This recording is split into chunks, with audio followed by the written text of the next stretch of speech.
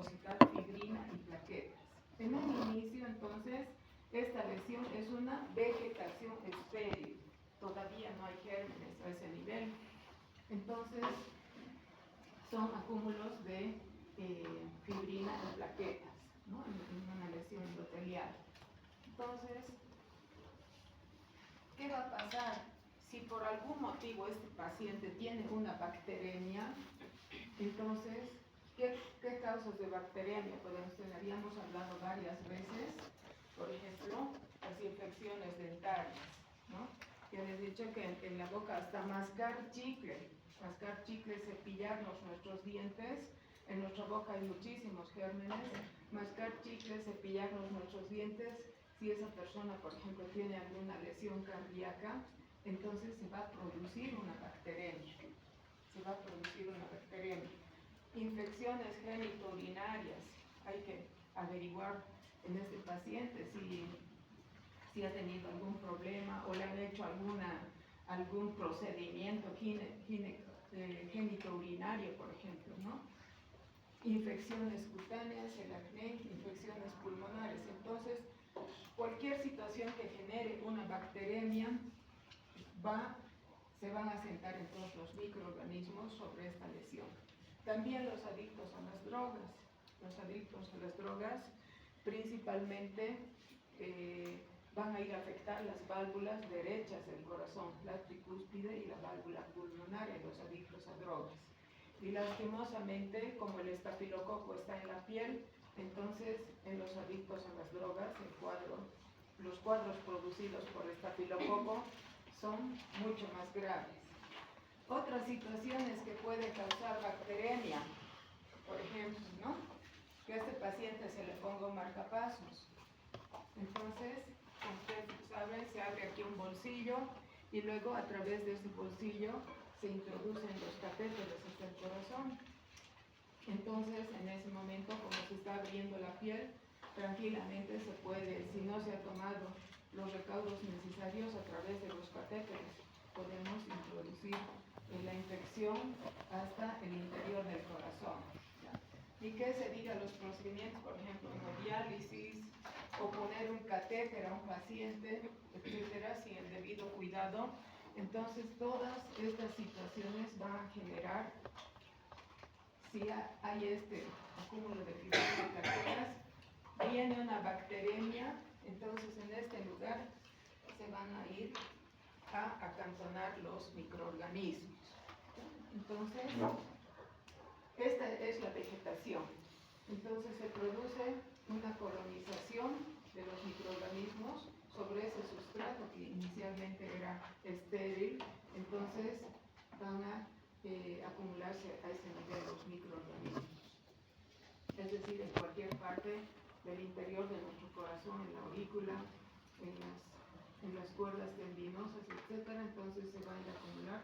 Y aquí ya tenemos el gran problema de estas vegetaciones, que son friables. Son friables y principalmente van a ocasionar embolias sépticas, ¿no? Las embolias sépticas están constituidas por millones de microorganismos. Entonces, el problema de la endocarditis es que a través de estas embolias sépticas es que el cuadro infeccioso se va a ir a diseminar. Entonces, aquí, por ejemplo, entonces, ¿qué vamos a sospechar? ¿Cuándo sospechamos una endocarditis? Hay dos problemas que nos tienen que hacer sospechar que el paciente está con una endocarditis. Primero es la fiebre. Lo más frecuentemente que va a presentar el paciente es fiebre, malestar general, escalofríos, ¿no es cierto? Pero fiebre que no le pasa con nada, entonces hay que sospechar una endocarditis. Y obviamente acompañado el cuadro que es frecuentemente de ver en cualquier infección, ¿no es cierto? Dolor muscular, escalofríos, malestar general, debilidad, fatiga. Entonces tenemos que sospechar. Y lo segundo es aparición de un soplo nuevo. Entonces, en estos dos casos les auscultamos su corazón, hay un soplo nuevo, tenemos que sospechar que el paciente está con endocarditis, ¿no? O bien si ya tenía un soplo, por ejemplo, ¿no? Porque hemos dicho que esta infección se va a sentar en válvulas dañadas. Entonces, si ya tenía un soplo, algún cambio.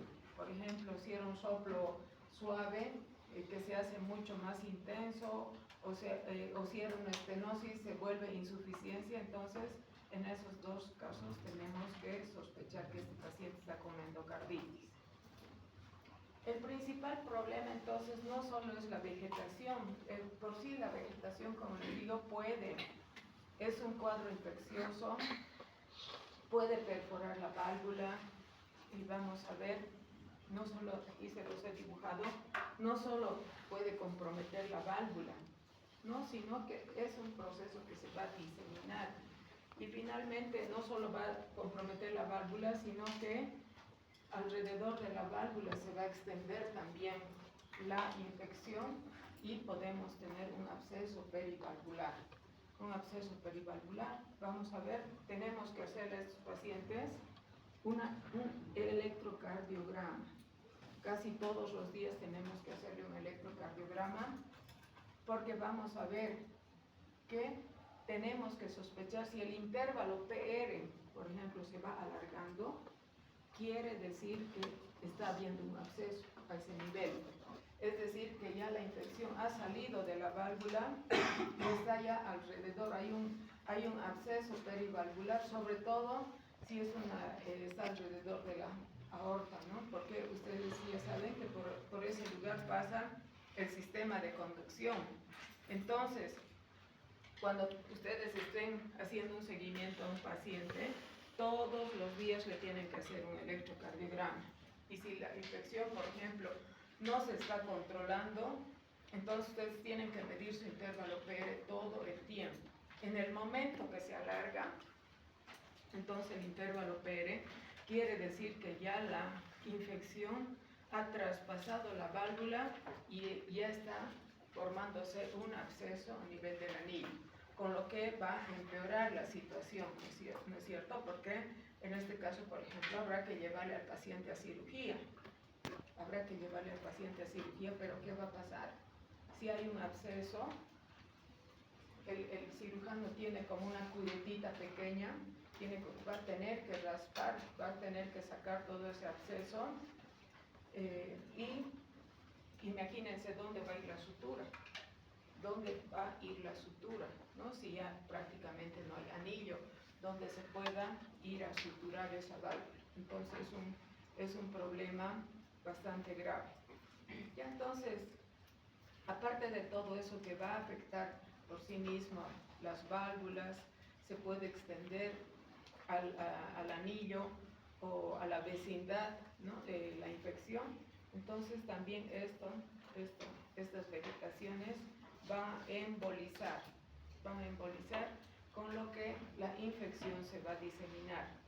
Hay no solo embolias, no solamente se van a producir embolias, sino también hay complejos inmunes, ¿no? Complejos inmunes, es decir, el organismo va a crear anticuerpos y esos anticuerpos junto con el antígeno, que es la infección, van a crear complejos inmunes.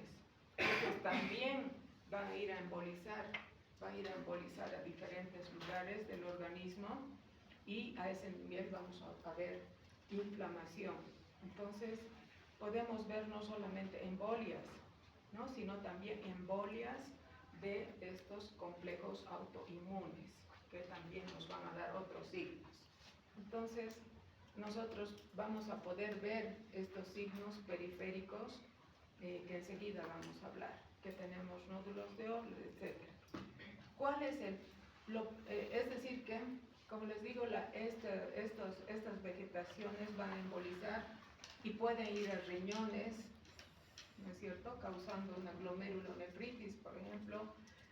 Pueden ir, si es del lado derecho, la endocarditis, entonces puede embolizar al pulmón, puede darle abscesos a nivel del pulmón al paciente. Si es del lado izquierdo, puede ir a embolizar a cualquier lugar, el vaso, los riñones, el hígado, etcétera, embolias periféricas arteriales puede tener. Pero ¿qué es lo peor? Que embolice al sistema nervioso central, ya a una arteria puede ir a embolizar. Entonces, en el mejor de los casos, si la embolia va al cerebro, por ejemplo, el paciente va a tener un absceso, pero en el peor de los casos, entonces, ¿qué va a pasar con esta embolia séptica? ¿No? Acuérdense que está llena, esa embolia séptica está llena de microorganismos. Entonces, ¿qué va a pasar en el cerebro, por ejemplo? Entonces, si hay una embolia en alguna arteria, entonces va a destruir la pared de la arteria, va a destruir, esto ocurre a nivel central, a nivel del cerebro. Entonces va a destruir la pared de la arteria y a ese nivel que se va a formar un aneurisma, ¿no? Se llama micótico, desde hace mucho tiempo que se llama micótico, y es una palabra que está mal, ¿no es cierto? Porque micótico uno interpreta que es un hongo, pero no es un hongo.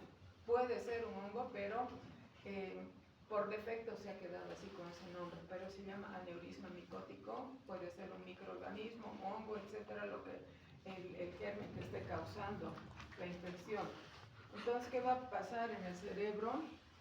Y que puede ser prácticamente fatal, va a destruir, ¿no es cierto?, la infección, la pared de esa arteria y finalmente un aneurisma. Ustedes saben, si se rompe ese aneurisma, el paciente va a tener un derrame cerebral, que en la mayoría de los casos es fulminante y el paciente fallece, ¿no? Es extremadamente grave que se rompa un aneurisma.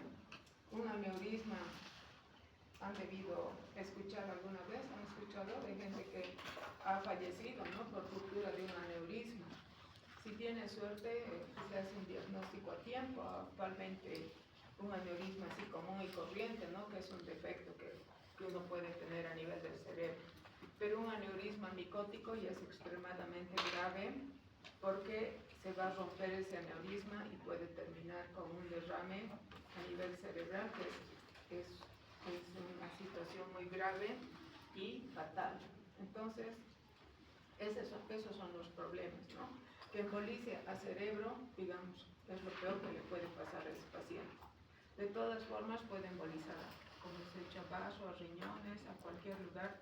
Estas embolias son sépticas, entonces contienen millones de microorganismos. Entonces, nosotros podemos ver, bueno, la válvula más afectada es la mitral, luego le sigue la válvula aórtica y finalmente la válvula tricúspide, ¿no? La tricúspide entonces se produce más en adictos a drogas que se inyectan, ¿no?, por vía endovenosa la droga. Bueno, aquí está entonces los síntomas que puede tener este paciente y signos. Entonces, lo más frecuente, fiebre, que es lo más frecuente que tiene que ver, soplo cardíaco también, las dos cosas, como les he dicho, 80-85% de los pacientes vamos a ver esos dos problemas, o soplo también de insuficiencia nueva o que se agrave un soplo que este paciente tenía, ¿no? Escalofríos, ¿no?, como cualquier proceso infeccioso, anorexia, pérdida de peso, malestar, embolias arteriales, hasta 50% de los pacientes, manifestaciones neurológicas, lo que les he dicho ya, 40